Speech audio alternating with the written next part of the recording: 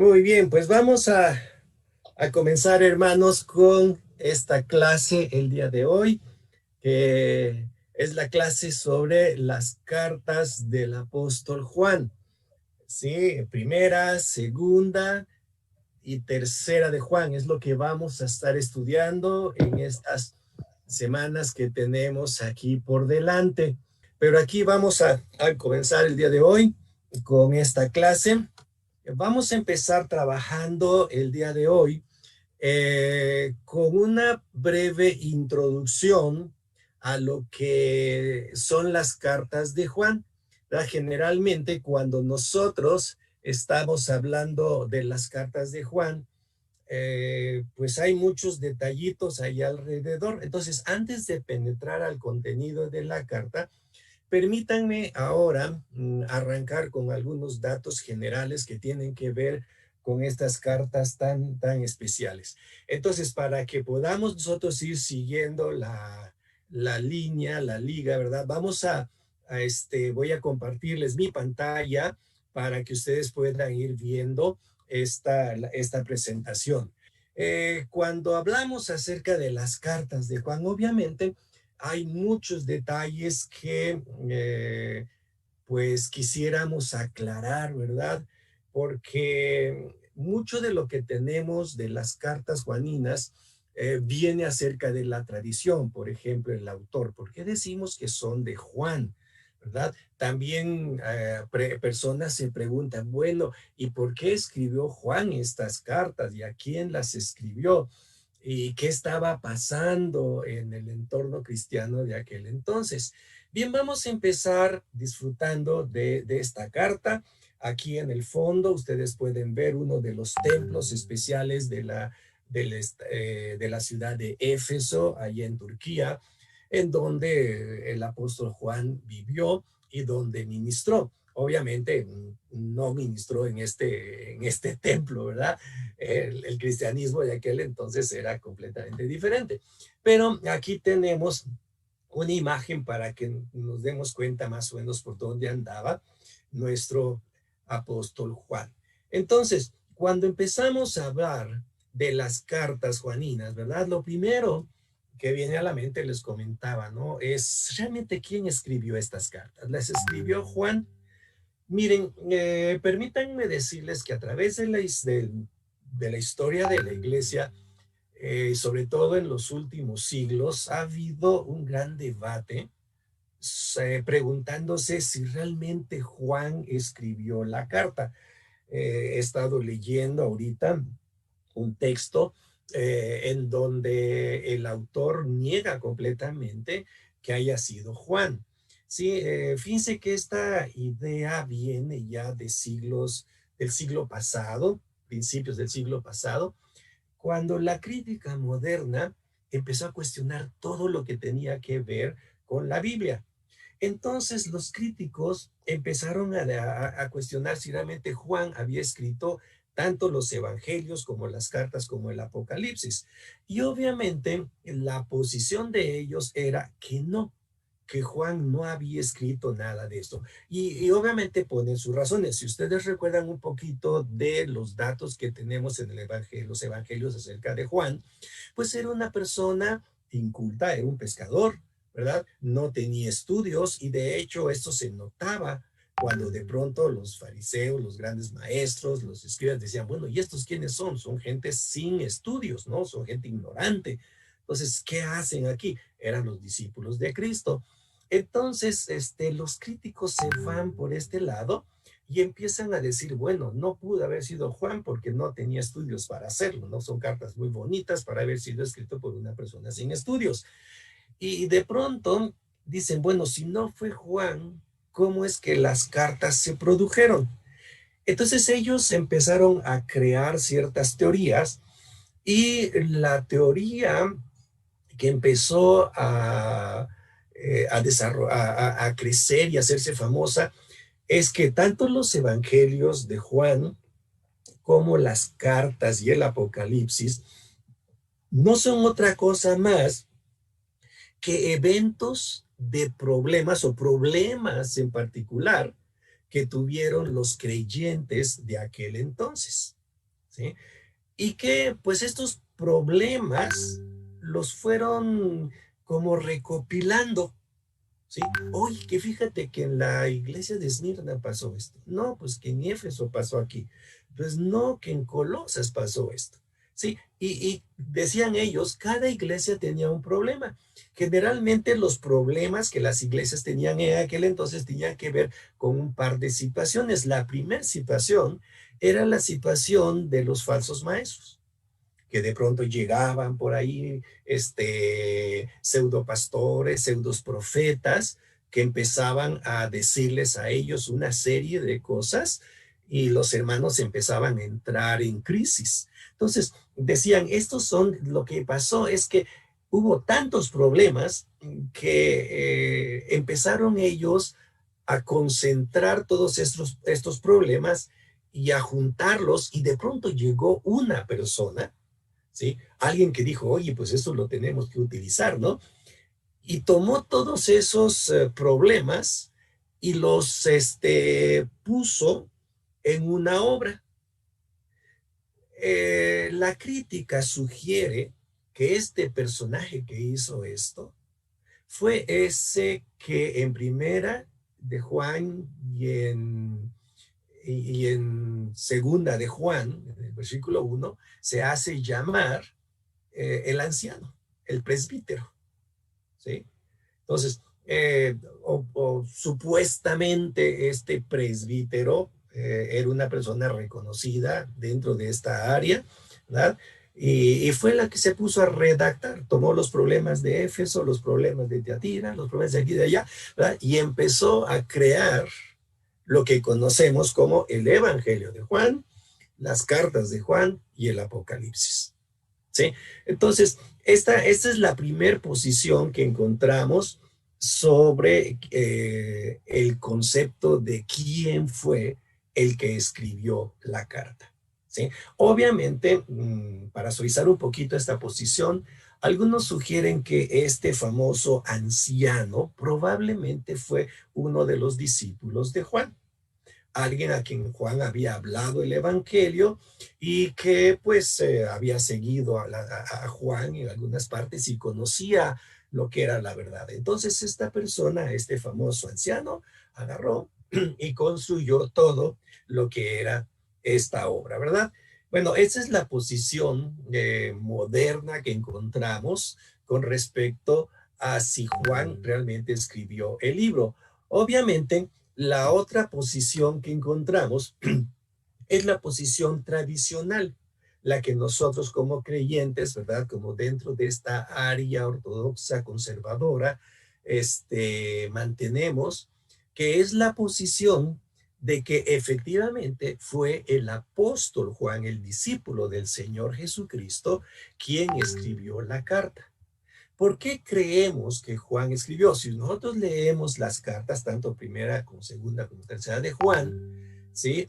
Vamos a encontrarnos con que en ningún lado dice, yo Juan estoy escribiendo, ¿no? Yo Juan, apóstol de Jesucristo, les escribo, ¿sí? No aparece el nombre de Juan. Sin embargo, fíjense que desde muy temprana época, por ejemplo, tenemos esos tres autores que aparecen aquí en la pantalla. Tenemos a Ireneo, a Tertuliano y a Clemente de Alejandría, que todos ellos en el segundo siglo afirmaban que estos escritos eran juaninos. Ahora, noten un poquito aquí, por favor, lo que es importante, las fechas. A Juan generalmente nosotros en la historia lo ubicamos casi hasta finales del primer siglo, más o menos allá por el año 90, 90 y tantos, ¿no? Fíjense, Tertuliano nació en el 130, o sea, estamos hablando más o menos de unos 40 años después, ¿sí? Eh, no puedo decir que Tertuliano conoció personalmente a Juan, sí, pero fue un hombre que estuvo muy cercano en tiempo a él. Lo mismo encontramos con Clemente de Alejandría, ¿verdad? Y también con Ireneo, ¿sí? Personas que estuvieron muy cercanos a él. No había pasado mucho tiempo, ¿sí? De que Juan había muerto, cuando estas personas ya estaban ministrando.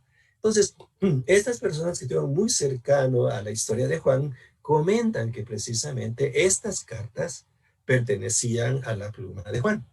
Además de esto, cuando nosotros leemos la primera carta de Juan y empezamos a ver los versículos, por ejemplo, el versículo 1 del capítulo 1, la carta empieza diciendo esto: lo que era desde el principio, lo que hemos oído, lo que hemos visto con nuestros ojos, lo que hemos contemplado y palpado en nuestras manos tocante al verbo de vida.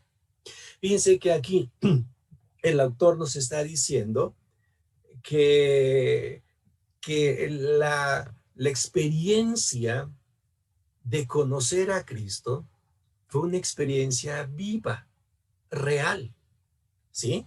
Aquí Juan utiliza ciertas cosas ciertas acciones muy directas, muy claras. Dice que lo oyó, ¿sí? Lo oyó, o sea que el autor que escribió estas cartas fue alguien que escuchó a Cristo hablar. También fue una persona que vio a Cristo. Utiliza la palabra contemplar. No solamente vio al Señor Jesucristo, sí, ahí va, ¿sí? Él utiliza una palabra más fuerte, ¿no? La palabra contemplar.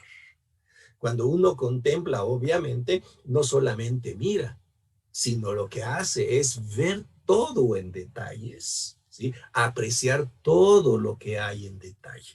Entonces Juan, el autor, dice que él vio, él contempló, y no solamente contempló al Señor Jesucristo, sino que también lo tocó con sus propias manos.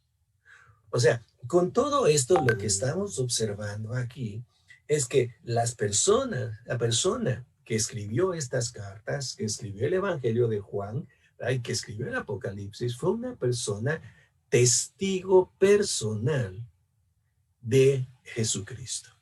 O sea, esta persona no era como nosotros, a quienes nos han hablado y nos han platicado acerca de Jesucristo, sino que fue una persona que tuvo un contacto directo con el Señor, ¿verdad? Entonces, de esto, ¿verdad? Utilizando la historia y viendo lo que el texto nos menciona, pues sí nos llega la idea, ¿verdad? De que efectivamente el Señor, el apóstol Juan, testigo y discípulo del Señor Jesucristo, fue quien escribió esta carta.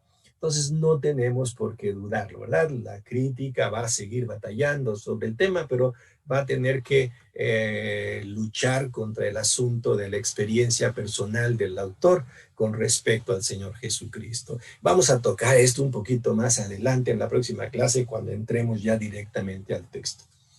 La segunda cosa que nos hacemos, la primera pregunta que nos hacemos es: ¿por qué se escribieron estas cartas? Bueno, ya la crítica nos dijo algo, ¿no? Y eso no es nuevo para nosotros también. Sabemos perfectamente que a lo largo de la historia, la iglesia ha pasado por diferentes problemas. Y en ese tiempo, la iglesia empezó a tener el impacto de muchos falsos maestros. En la primera carta de Juan, él le va a llamar a estos maestros falsos, o les va a llamar anticristos, falsos maestros, anticristos, ¿verdad? ¿Por qué? Porque la enseñanza que ellos van a estar llevando a las iglesias es una enseñanza completamente falsa y contraria a lo que es la verdad que nosotros conocemos en Jesucristo. ¿verdad? Se va a oponer a todo lo que Cristo es. Por eso Juan le va a llamar anticristos. A lo largo de toda la historia vemos este detalle. Juan lo señala varias veces en la carta. Por ejemplo, si vamos a la primera carta, al versículo número capítulo 2, versículo 1, nos encontramos con esta frase: hijitos míos, estas cosas os escribo para que no pequéis. Y si alguno hubiese pecado, abogado tenemos para con el Padre, a Jesucristo. Uno de los primeros problemas que encontrábamos en la iglesia fue el concepto del pecado. Vamos a entrar también más adelante. Pero nos encontramos con este detalle, ¿no? Uno de los problemas grandes que en la iglesia contemporánea y antigua se tenía era el concepto de pecado. ¿Qué es el pecado? Y si ustedes se han puesto a pensar, realmente la palabra pecado es como que es muy chocante, ¿verdad? ¿Cuántos otros quisiéramos cambiarla por una palabra más suave? ¿No? Es que fue un desliz. No, no, es que fue una falla, es que fue una equivocación, ¿sí? Y como que queremos cambiar ese concepto. Bueno, esto fue lo que empezaron a hacer los maestros en aquel entonces, a querer cambiar conceptos tan elementales como el concepto de pecado. En el capítulo 4, versículo 1, dice Juan, amados, no creáis a todo espíritu, sino probad los espíritus si son de Dios, porque muchos falsos maestros han salido por el mundo. Y aquí Juan da otro chicotazo, ¿no? Falsos maestros que van saliendo por el mundo. Entonces, fíjense, maestros que van compartiendo mala doctrina, falsos maestros que están hablando no por el Espíritu de Dios, sino por otro falso espíritu. Y por si no fuera poco, Juan también nos dice que en su época se estaba confrontando un falso liderazgo. Por ejemplo, cuando llegamos a la tercera carta de Juan, en el versículo número 9, Juan dice, y he escrito a la iglesia, pero Diótrefes, al cual le gusta tener el primer lugar entre ellos, no nos recibe. Entonces, fíjense, no solamente en la iglesia se habían metido falsos maestros llevando mala doctrina, guiados por espíritus perversos, sino que también había falsos líderes, ¿sí? Pastores que querían tener todo el control, toda la hegemonía, toda el poder dentro de la iglesia, y ellos eran los que determinaban a quién recibir y a quién no recibir. Recuerden ustedes que en aquel entonces en la iglesia, pues se había convertido, por decirlo así, básicamente en un gran hospital, en un gran hotel, ¿no? Recuerden, la iglesia se reunía en casas, entonces había personas que iban de un lugar a otro y normalmente llegaban con la gente cristiana, hermanos cristianos llegaban con ellos y se quedaban ahí en las casas hospedados. Bueno, pues Diótrefes, ¿sí? Se sentía con la autoridad de decir a quién vamos a hospedar y a quién no vamos a hospedar. Quién va a entrar y quién no va a entrar. ¿Sí? A quién vamos a recibir y a quién no vamos a recibir. Entonces, y él quería ser el controlador de todos los asuntos de la iglesia. Entonces, estos eran problemas que aparecían en la iglesia. Algunos autores que generalmente escriben acerca de las cartas de Juan, cuando hablan de las falsas doctrinas que se compartían o que se enseñaban en aquel entonces, habla por lo menos de tres posibilidades, ¿no? Hablan y dicen que una de las posibilidades era una doctrina que se conocía como la doctrina gnóstica, ¿sí? El gnosticismo.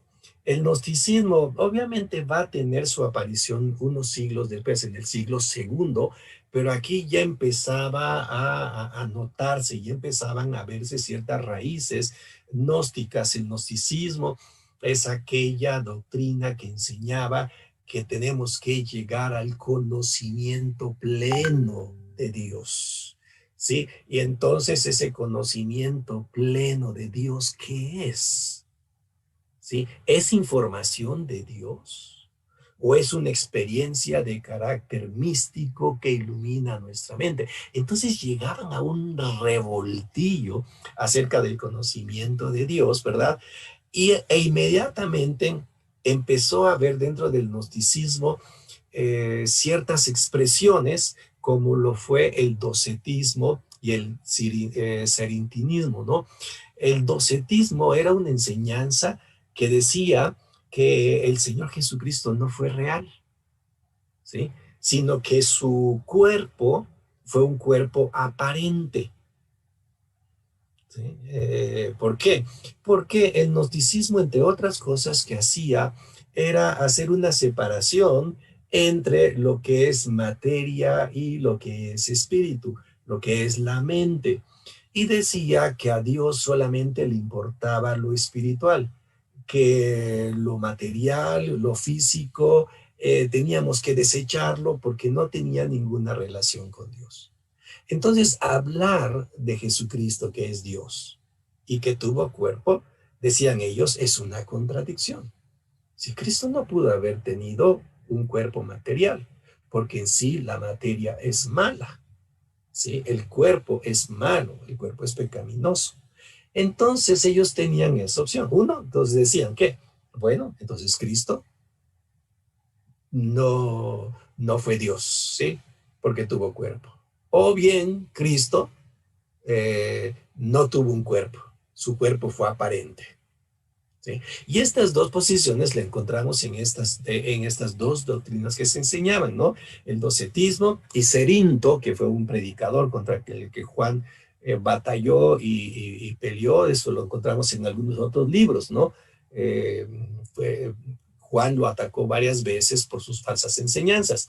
Entonces, con estas dos enseñanzas, ¿verdad? La iglesia pues ya estaba hecha pelotas. ¿Sí? No sé si ustedes pudieran en un momento dado imaginar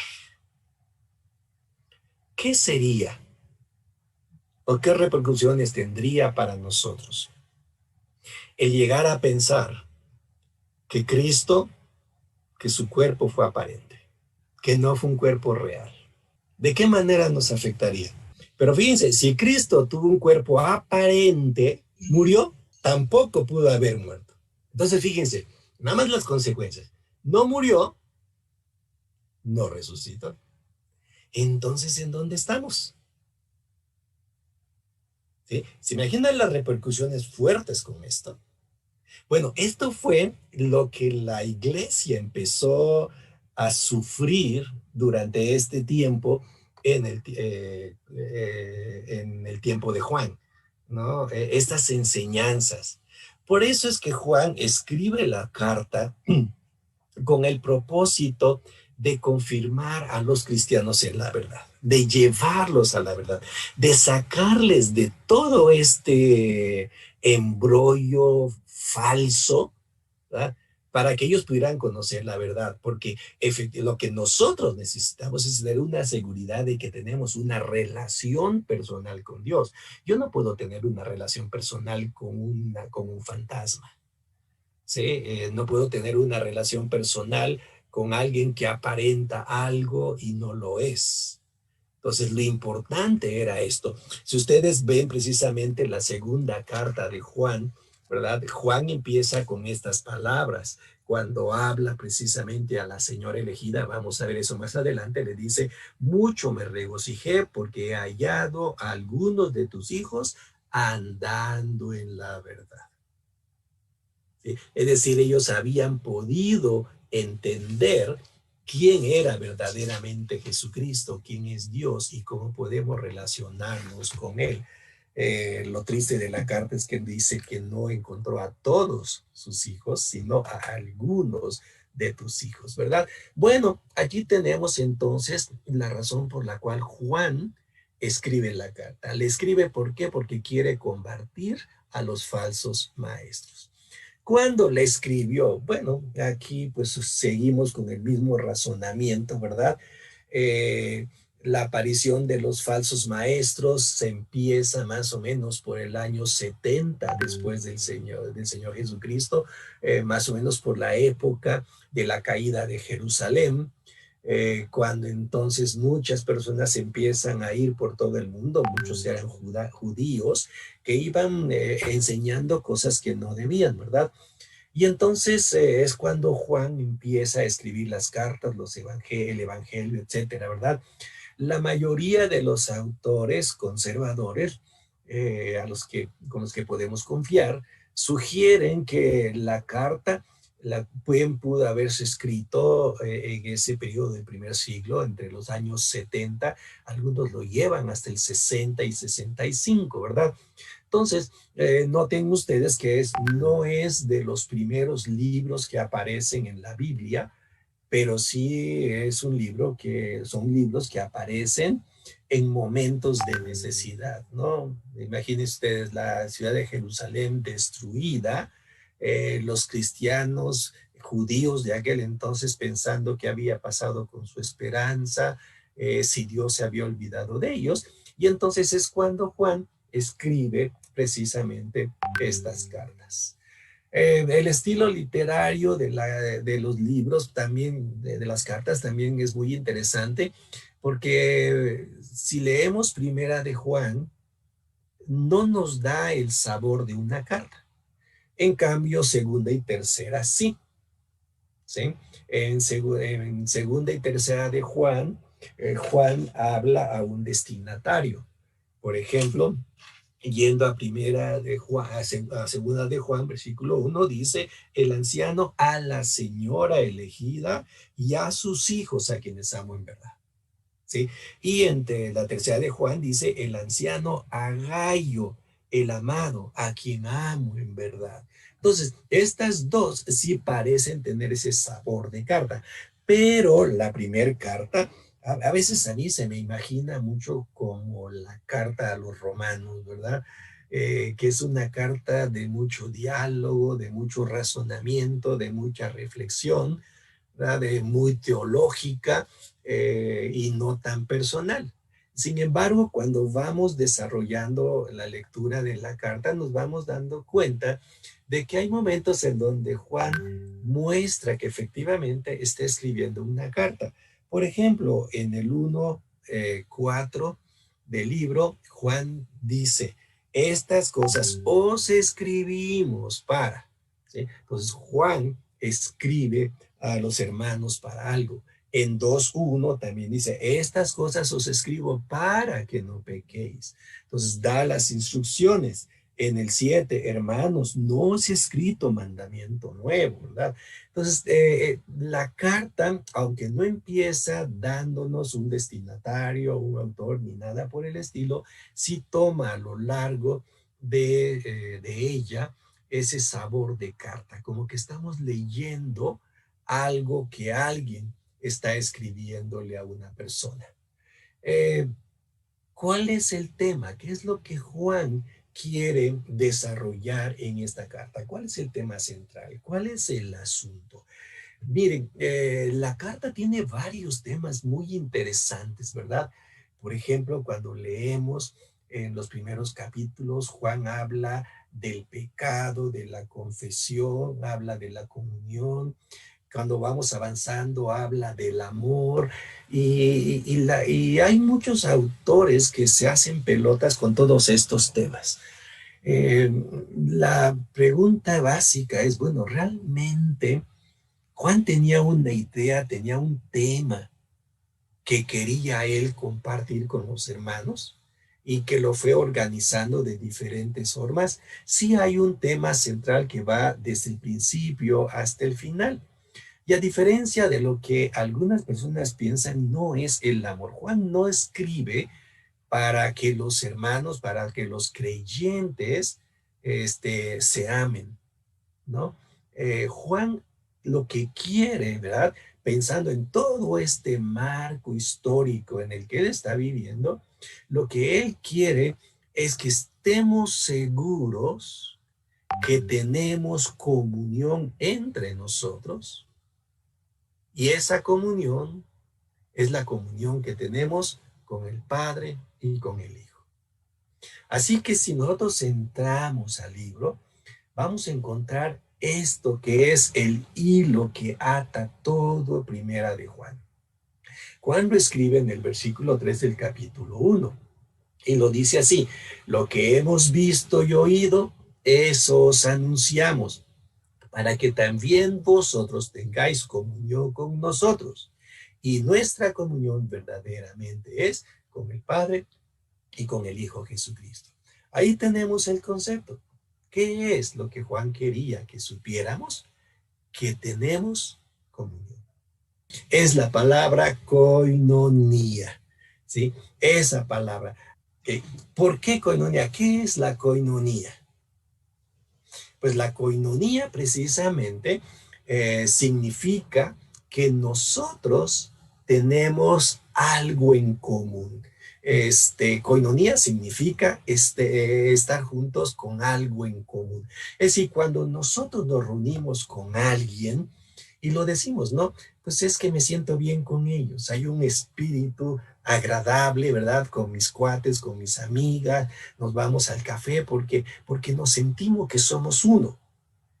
¿Sí? Bueno, ese sentir, ¿verdad? Proviene de muchos elementos, de muchos factores. Pensamos igual, sentimos igual, tenemos los mismos problemas o a lo mejor tenemos la misma carrera, ¿verdad? Entonces, tener comunión significa que tenemos cosas en común. ¿Sí? Y lo que Juan quiere que entendamos es que nosotros tenemos cosas en común. ¿Con quién? Entre nosotros y entre nosotros y Dios. Algo que tenemos en común entre nosotros y con Dios y con Jesucristo, el amor. Dios ama al Hijo, el Hijo ama al Padre.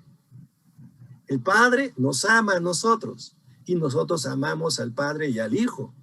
¿Sí? Por eso es que Juan entra a tratar el tema del amor dentro de la carta, porque el amor es parte de nuestra comunión con Dios, ¿sí? De nuestra coinonía. ¿Sí? Entonces, fíjense, este es el tema que Juan va a desarrollar a lo largo de toda esta primer carta, ¿no? Entonces, la primer carta de Juan se va a enfocar básicamente ¿en qué? En la comunión, en la coinonía que nosotros tenemos. Fíjense que Juan dice que esta coinonía, esta comunión, nace de la experiencia personal que hemos tenido con el Señor Jesucristo. Pero aquí empieza Juan a decirnos, por ahí me voy a ir. Quiero que ustedes sepan que tenemos una verdadera comunión. No es de a mentiritas, ¿sí? No es de a mentiritas, es de verdad una verdadera comunión con el Padre y con su Hijo Jesucristo. Muy bien, nuestra comunión con el Padre, el Señor Jesucristo, es el tema, ¿verdad? Obviamente, como ustedes pueden observar, los falsos maestros lo que hacían era romper con la seguridad de comunión. Los falsos maestros, al negar que el Señor Jesús es Dios o negar que era un hombre, ponían en duda la posibilidad de tener comunión con Dios. Porque entonces tendríamos un Dios falso, un Salvador que no hizo lo que dice que hizo. ¿Sí? El dualismo espiritual que manejaba el gnosticismo, la espiritualidad por aquí, lo material por aquí, ¿verdad? Pues incitaba a considerar el pecado como sin importancia.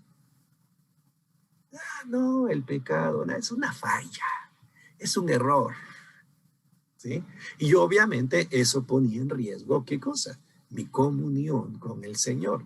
Al considerar que Jesucristo era un simple mortal que fue poseído por una persona, por un ser llamado Cristo, y que se metió en su cuerpo, y que cuando llegó a la cruz, Cristo salió de ese cuerpo de Jesús, ¿verdad? Y el que murió fue Jesús. Entonces, cuando llegamos a eso, decimos, caramba, entonces Cristo no murió.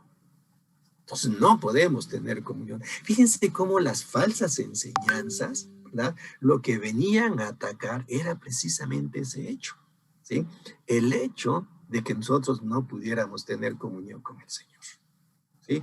Qué feo es tener una fe en donde yo no puedo tener seguridad de que me puedo relacionar con ese ser al cual adoro. ¿Sí? Entonces, eso es lo que pasaba en aquel entonces. Y bueno, ya para ir terminando, la carta básicamente la vamos a observar en esta forma, ¿no? La carta se va a organizar en estas partes. Primero Juan nos va a dar un prólogo, inmediatamente después habla de cómo sé que conozco a Dios. ¿Cómo sé que realmente puedo conocer a Dios? Hay muchas personas que siempre se han quedado con la duda, ¿será que realmente soy salvo? ¿Habré conocido realmente a Dios? ¿Cómo es que realmente conozco a Dios, no? Y empezamos después Juan sigue con un desarrollo de los propósitos de la carta, él entra al cuerpo de la epístola, hace unas conclusiones y luego termina con un epílogo. Todo esto lo vamos a ir viendo a medida que avanzamos en la clase. Bien, como ustedes pueden observar, entonces la carta va a ser una carta bastante personal y bastante dirigida a lo que podríamos llamar nosotros nuestra experiencia como cristianos, ¿verdad? Y nuestra experiencia como cristianos se va a fundamentar básicamente en nuestro conocimiento de Dios, en la relación que tenemos con Él. Entonces, aquí vienen algunas, una pregunta final y me gustaría que lo pensáramos bien, ¿no? ¿Por qué debemos de estar estudiando la primera carta de Juan? Aquí yo les doy una idea, ¿no? En el tiempo de la carta, Roma, que era la capital del mundo, el imperio que gobernaba y que dirigía todo, dicen algunos autores que era una especie de caldero ideológico. ¿Qué significa esto de un caldero ideológico? Bueno, pues que era un mundo lleno de ideas de diferentes tipos, ¿sí? Salían ideas revolucionarias, ideas morales, ideas legales, de todo, ¿no? Y cada día había ideas nuevas de todo tipo, religiosas y demás, ¿no? Y estas ideas poco a poco fueron presionando a la iglesia del primer siglo. Y la iglesia del primer siglo siempre se hizo la pregunta, bueno, ¿y qué tengo? ¿Cómo puedo yo vivir en medio de este ambiente con tantas ideas, con tantas prácticas distintas que se empiezan a desarrollar, ¿no? Y la gente propiciando y haciendo esto, ¿no? Y obviamente la iglesia tenía en un momento dado que tomar una decisión. ¿Lo hacemos? ¿No lo hacemos? ¿Seguimos aquí o no seguimos acá? Si decían que sí, pues obviamente ponían en riesgo su fe, su comunión con el Señor. Si decían que no, ponían en riesgo sus vidas porque iban a ser perseguidos, ¿no? Hoy pienso yo que estamos en la misma condición, ¿sí? Yo he platicado con muchas personas y me dicen, ay, pastor, es que los valores están cambiando. Ay, pastor, es que ya los jóvenes ya no piensan igual, los jóvenes ya no creen lo mismo. Es muy difícil, es que ellos, ¿por qué? Por todo este mundo de ideas que estamos viviendo, ¿sí? El cristianismo bíblico, si nosotros queremos vivirlo a pie juntillas, nos van a catalogar como intolerantes, ¿no? ¿O se los han dicho? ¿O han escuchado la frase? Ay, es que estos cristianos, no, hombre, no, mejor ni te juntes con ellos, porque nada más van a estarte criticando, ¿no? Entonces, por no seguir un camino de la modernidad, ¿verdad? Pues la iglesia va a empezar a ser atacada, porque no nos regimos por las mismas normas que el mundo de afuera se rige. Empezamos a encontrar mezclas de falsa enseñanza aún dentro de las mismas iglesias que de una manera u otra empiezan a adaptarse a esta modernidad.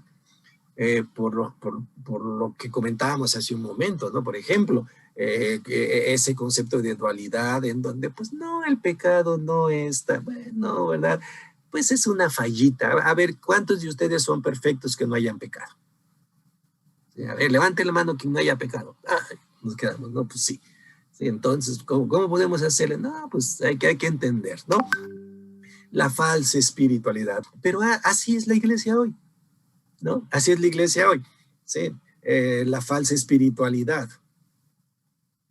vamos a la iglesia, estamos muy bien, ¿verdad? Muy bien portaditos. Ay, pastor, ¿cómo está usted? ¿Verdad? ¿Verdad? Pero llegamos a la casa y como que los cuernos y la cola de pronto aparecen, ¿verdad? Y hay esa falsa espiritualidad en donde creemos que hacer ciertas cosas son importantes y ciertas otras no, ¿verdad? El libertinaje. Bueno, esto es en cuanto a prácticas, pero ¿qué decimos en cuanto a doctrinas, verdad? Por ahí hay una doctrina que a mí me ha impresionado últimamente, ¿no? Bueno, no últimamente, ya de años atrás, ¿verdad? Que es el famoso concepto mesiánico, ¿verdad? Que de pronto empezamos a pensar que tenemos que hacer cosas para que el reino de Cristo se instaure, ¿sí? Y como que pensamos que el reino de Cristo depende de nosotros, ¿sí? Y que nosotros vamos a instaurar el reino de Cristo, ¿no? Los mesiánicos van por ese camino, ¿no? Algún día platicaremos de eso. Pero también tenemos los conceptos de animismo, el culto a los ángeles y todo esto, ¿verdad? Y si ustedes se fijan, nosotros también estamos en un caldero ideológico relativista en nuestro tiempo, ¿sí? Nada es absoluto, nada es verdad. Todo es relativo, gracias a Einstein, ¿verdad? Entonces, eso es lo que estamos viviendo ahora. ¿Qué podemos hacer? Bueno, por estas razones es porque debemos estudiar la carta de Juan o las cartas de Juan. Muy bien, de mi parte es todo por hoy. Gracias a todos, que Dios les bendiga.